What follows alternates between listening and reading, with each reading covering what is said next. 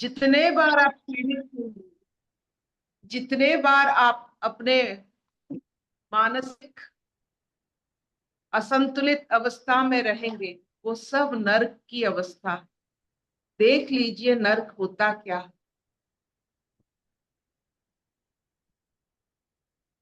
तो हम लोग 24 घंटे में नर्क दर्शन तो बार बार करते हैं, और उसका शुरुआत वही काम क्रोध लोभ से ही होता है।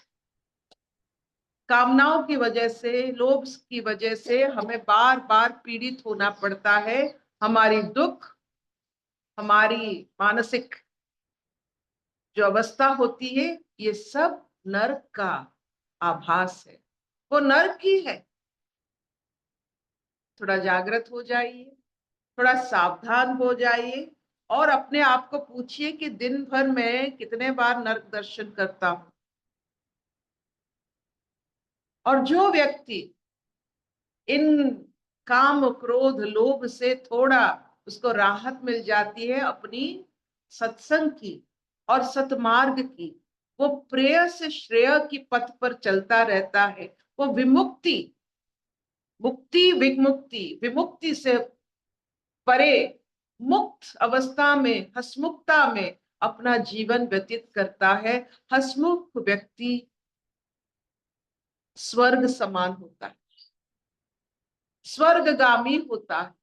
हसमुखता एक स्वर्गगामी व्यक्ति की आचरण है। जो पीड़ित रहते हैं, जो हर समय संसार की नरक में, यानी अपने इच्छाओं की, काम क्रोध लोभ मोह अहंकार की बल पर हर समय नरक दर्शन करते हैं, उनका आप देखोगे मुखमंडल बड़ा अलग किस्म का लगता है। वो पहला भूल जाते हैं उनकी रोशनी, उनकी आंखों की रोशनी, उनकी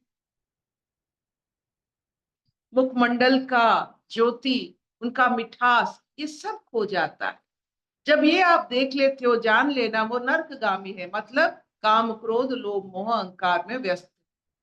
डायग्नोसिस, जैसे कभी किसी को आपने, किसी को फीवर हुआ है, तो आप जानते हो टाइफाइड है, ये यूरिनरी ट्रैक्ट इन्फेक्शन है, ये सब आप जान लेते हो, कुछ भी हो सकता है। और मुखमंडल की शोभा आपकी, अगर मिठास हंसी ये सब छूट जाता है, आप जान लेना आप नर्कगामी हो रहे हो, नर्क की दलदल में पहुंच रहे हो, और बार बार नीची योनि पर आपका जन्म निर्धारित। आज के श्लोक बहुत ही अपने आप को एक मुक्ति का आवाज देता है कि हमारी चेतनापूर्ण, आनंदपूर्ण और ये सतचित आनंद अवस्था में जब जब हम रहते हैं, हम स्वर्ग की अनुभूति हमें होती। जब कामना वासनाओं में फंस जाते, पीड़ित होते, हम नर्कगामी होते। तो दिन भर में हम कितने बार स्वर्ग में रहते हैं, कितने बार नर्क में रहते हैं, ये आप ही को पता है, खुद को पता होता है।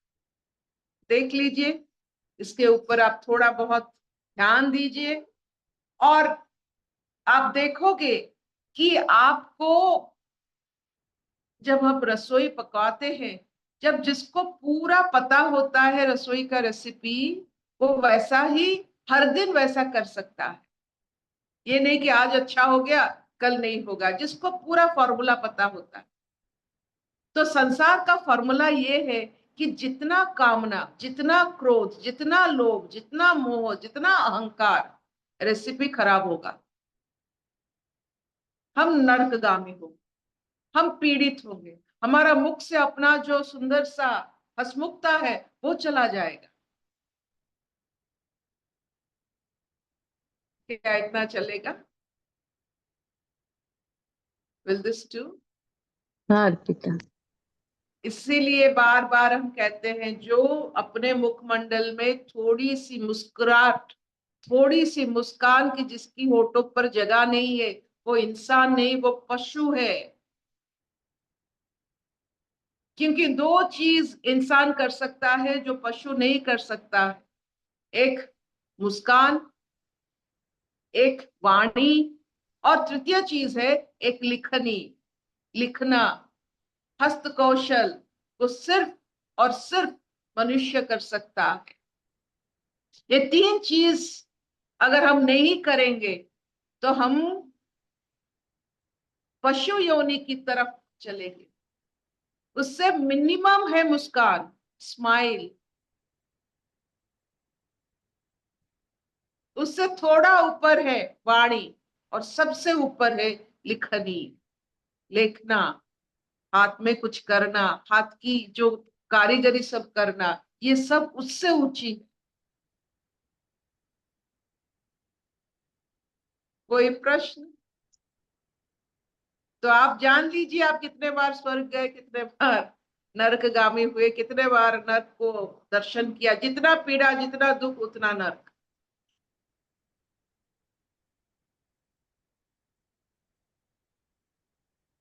कोई प्रश्न? वेरी अर्पिता। सिंपल। हाँ दिव्या। हाँ जी अर्पिता जी, अगर ये तीनों चीज नहीं होगी तो इसी स्टेट को कृष्णा कॉन्शियसनेस कहते हैं। वो जो तुरीय अवस्था बात करते हैं, जो बिल्कुल अल्टीमेट हैप्पीनेस है, यही वही स्टेट है। और इस स्टेट में शायद होने मुझे, में हमें हमेशा परमानेंट हैप्पीनेस मिलती है। It's not about permanency, it is about transformation any time every time. आप कुछ भी कर सकते हो। मतलब आपको कोई भी स्थिति में, कोई भी अवस्था में, कोई भी इमोशन होता है, उससे आप आनंद में कन्वर्ट कर सकते हो। ज्ञान तो वही है, एनी इंफॉर्मेशन कन्वर्टेड टू आनंद।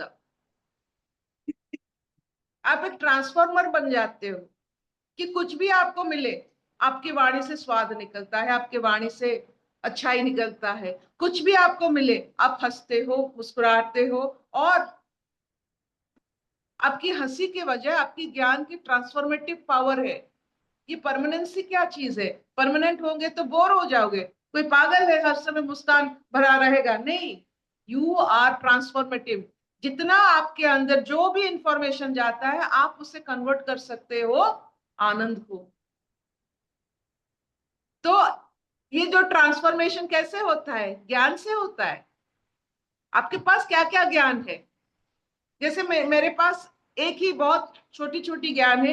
एक हुआ एक ब्रह्म द्वितीय नास्ति, ये संसार पूरा ब्रह्ममय है, अहम ब्रह्मस्मि। ये जो महावाक्य, ये ट्रांसफॉर्मेटिव पावर होते हैं। आपने इस महावाक्य के ऊपर कितना काम किया है, कितना अंतकरण किया है, उसके ऊपर निर्भर करता है आप एनी इंफॉर्मेशन टू आनंद। मुझे ये मिला, आज मुझे कोई गाली दिया, कन्वर्ट हो गया आनंद को। आज मुझे प्रशंसा मिला, कन्वर्ट हो गया आनंद को। आज सब कुछ बुरा हो रहा है, मेरे अपने मुझे छोड़ रहे, कन्वर्ट हो गया आनंद को। ये आपकी ज्ञान की परिभाषा है। You are a transformer, you are not a permanency, you are energy. So ऐसा एनर्जी हम चलाएंगे कि कुछ भी आ जाए, anand state, we achieve anand, target anand, satchit anand. Thank you. इसी जर्नी में रहना है Arpita ji, to understand and to live this journey.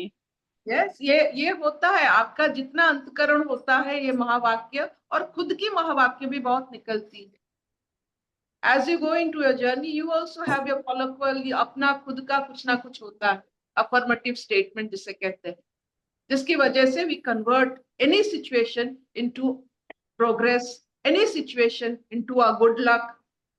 सबको लगेगा कितना खराब समय है इसके लिए, लेकिन वो जब नाचता है, कृष्ण जब नाचते हैं सांप की फन पर, तब पता चलता है कृष्ण कॉन्शियसनेस क्या होता है। ये तो गया, नीचे तो गया, ये तो गया, ये तो मरा। ऐसे असुविधा उसके जीवन में किसी को ना दे, वो फन पर नाच के आता है। इसको हम कृष्ण कॉन्शियसनेस कहते हैं।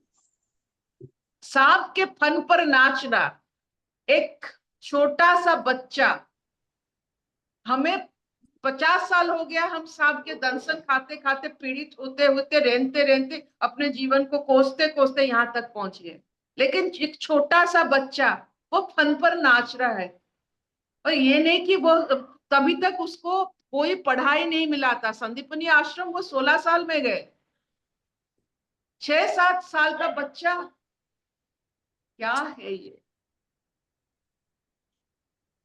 अगर एक बच्चा कर सकता है, दंसन से मुक्त हो सकता है, सांप के फन पर नाच सकता है, हम क्या पीड़ा के ऊपर नाच नहीं सकते? Can't we dance in our failure? Can't we dance when we are the most unhappiest people under the sun? कुछ हो रहा है, कोई बात नहीं, हम नाच, we will dance.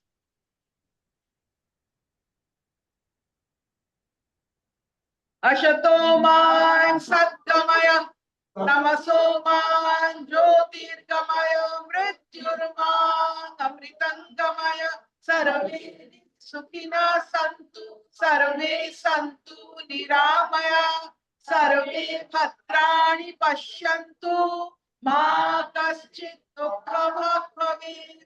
Om Shanti शांति शांति।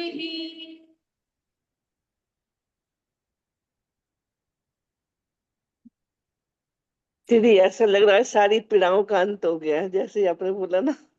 बस नरकगामी और नहीं होना पड़ेगा, अब स्वर्ग के पथ पर जी चलिए।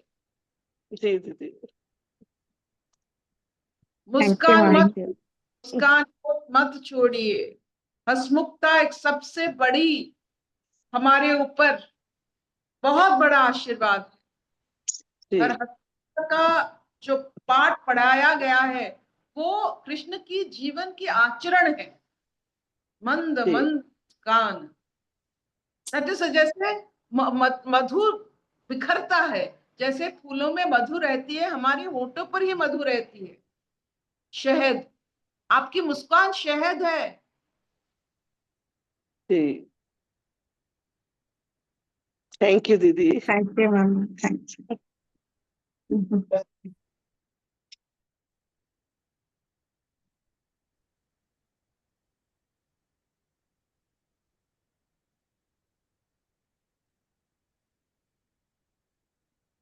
आंटी आज सुन के ना पूरी बॉडी वाइब्स